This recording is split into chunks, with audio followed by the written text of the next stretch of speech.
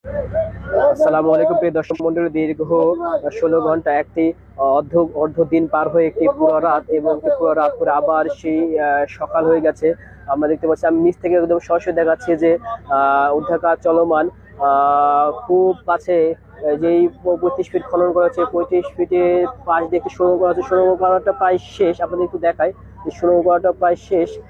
যে এখনই হয়তো খুব তাড়াতাড়ি বাচ্চার কাছে পৌঁছানো সম্ভব হবে।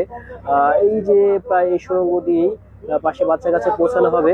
আপনাদের যারা লাইভ সরাসরি আপনাদের সর্বশেষ আপডেট, 2 বছরের একটু শিশু দীর্ঘ 16 ঘন্টা থেকে এই যে একটি উপরে আমরা ভেন্টিলেটর দেখতে পাচ্ছি, এই যে উপরে এখানে একটি গর্ত, এই গর্ত দিয়ে একদম নিচে পড়ে যায় এবং পাশে প্রায় 16 ঘন্টা থেকে উদ্ধার অভিযান চলছে এবং আহ আহ খনন করার মাধ্যমে বাচ্চাটির কাছে পৌঁছানো সম্ভব হয়েছে বলে আমরা দেখতে পাচ্ছি যে এখন প্রায় খুব কাছাকাছি চলে এসেছে। এই বাচ্চাটিকে হয়তো কিছুক্ষণের মধ্যে আমরা দেখতে পাবো।